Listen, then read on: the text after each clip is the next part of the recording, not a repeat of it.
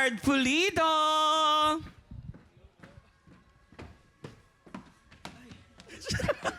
Hi Maynard, how are Hi, you? Maynard. Hello po, I'm good po. Gusto mo na bang marinig kung ano sasabihin natin mga inang pala? Yes Yun po. ang importante. Eto yan no. Eto, pakinggan mo.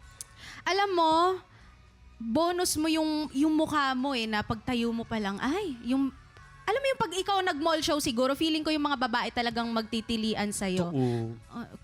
Yun Maynard, na sana, I wished na sana ginamit mo yung mukha mo para mag-express pa dito sa kantang to. Dahil bilang singer, gift natin yung boses natin eh. Pero ang trabaho ng isang singer ay maliban sa pag-hit ng notes, ay yung ma-deliver natin yung mensahe ng kanta. So yun lang sana ang hinihingi ko para mag-match siya dun sa ganda ng areglo na naibigay sa'yo.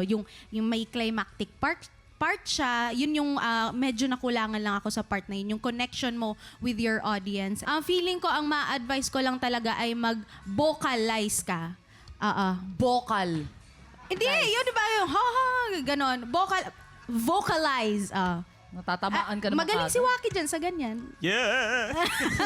So yun lang, congratulations pa rin sa'yo, Maynard. Thank you so much po. Sir Renzo. Maynard, okay.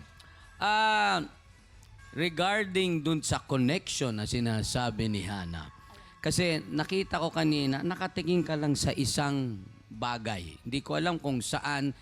Alam mo, pag nagpe-perform ka, kasi sayang yung mata mo. Very expressive.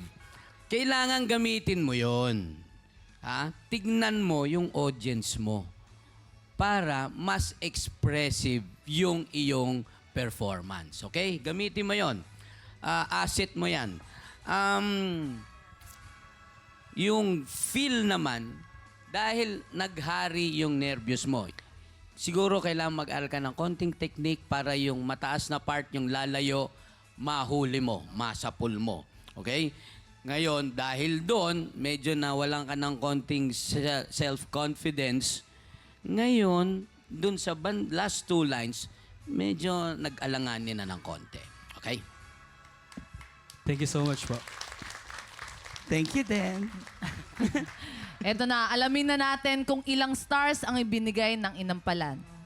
Maynard, eto ang mga stars na ibibigay ko sa'yo.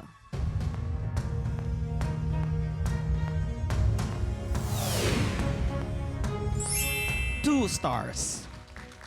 Maynard, ito ang mga between para sa'yo.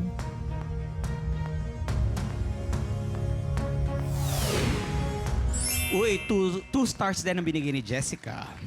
Maraming salamat mga inampalan. Mamaya malalaman natin kung ilang stars ang ibinigay sa inyo ni Sir Renz. Yes, kaya naman, alam mo, kanina pa ako hanap ng hanap. Saan si Jason? Jason? Hello, dito lang ako. Jason, ikaw ba yan? Ako Isa to. pa nga ulit, talikod ka doon. Jason? Hindi. Guwapo. Jay Quinky! Jay Quinky! Wow! Ayan o. Ayan na, lumabo na. Direct naman, blurred naman, oh. Ayan na nga, mga tiktropa. Ngayong 2026, 100,000 pesos ang pwedeng may uwi ng mga hihiranging kampyon. 100K na yon, kaya mag-audition ka na. Kaya naman kung ikaw ay 16 to 55 years old at talaga namang palaban ka sa kantahan, sugod na sa ating weekly auditions. Every Wednesday and Thursday, 1 p.m. to 5 p.m. po yan dito sa GMA Studio 6 para sa 100,000. Go na mga tiktropa, mag-audition ka na. Sino kaya ang makakuha ng mas maraming bituin at lalaban sa kampyon na si Ace Espinosa? Malalaman natin yan sa pagbabalik ng Tanghala ng Kampyon dito sa TikTok